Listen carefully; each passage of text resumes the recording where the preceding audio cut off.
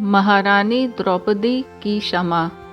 गुरु द्रोणाचार्य का छल से वध होने के कारण अश्वत्थामा बहुत क्रोध में था और वह पांडवों को इसके लिए जिम्मेदार मानता था।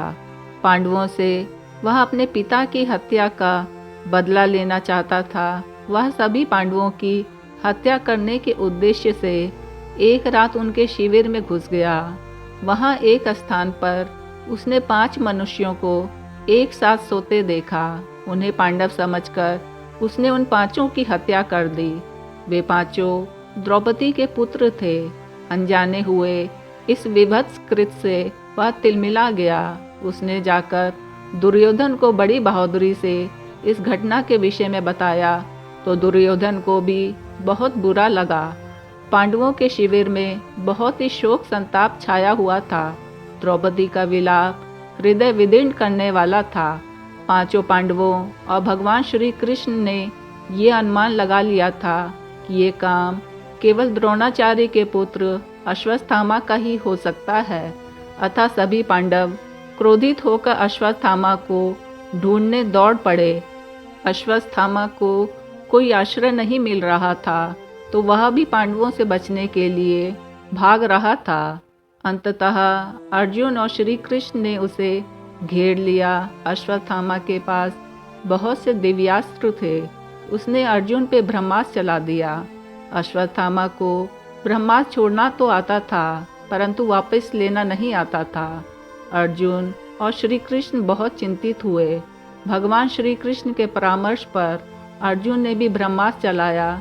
तब दोनों जाकर शांत हुए और अर्जुन के प्राण भी बच सके। पांडवों ने थोड़ी देर के युद्ध के बाद अश्वत्थामा को बंदी बना लिया और बांधकर शिविर में ले आए। सभी पांडव चाहते थे कि अश्वत्थामा को प्राणदंड द्रौपदी स्वयं दे। भगवान श्री कृष्ण ने कहा, द्रौपदी यह तुम्हारा अपराधी है जो सोते हुए की हत्या कर दे, बिना अस्त्र वाले की हत्या कर दे, बिना रथ वाले की हत्या कर दे, उसे दंड तो देना ही पड़ेगा। युधिष्ठिर भी अश्वत्थामा के दंड के लिए सहमत थे। अर्जुन भी अश्वत्थामा का सिर काटने के लिए उतावले थे। भीम बार बार गदा उठाकर गर्जना कर रहे थे। द्रौपदी ने देखा ब्राह्मण कुमार अश्वत्थामा बंधनों में जकड़ा निरीह खड़ा है। द्रौपदी की आंखें भर आई और बोली, तुम किन्हें बांध लाए? ये तो पुत्र रूप में गुरु द्रोण है। गुरु द्रोण से तुमने अनेकों प्रकार की विद्याएं सीखी हैं। उन्हीं के कारण आज तुम सब विश्व विख्यात योद्धा हो। इनके बंधन खोल दो।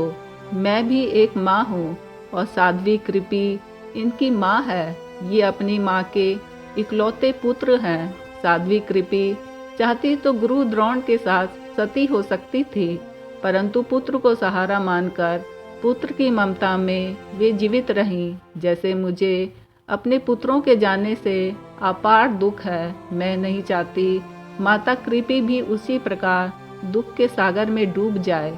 इनकी हत्या के बाद भी मेरे पुत्र तो जीवित नहीं हो सकेंगे। इन्हें छोड़ दीजिए। अश्वत्थामा अमर है, इस बात को भगवान श्री कृष्ण जानते थे परंतु कुछ तो दंड आवश्यक है। अश्वत्थामा के मस्तक में एक बहुमूल्य मणि थी जिससे उनका शौर्य एवं तेज झलकता था। श्री कृष्ण ने वह मणि निकाल दी। द्रौपदी ने 5 पुत्र खोकर भी जो क्षमा दान का महान आदर्श प्रस्तुत किया वह विलक्षण, अद्भुत एवं सदैव स्मरणीय है।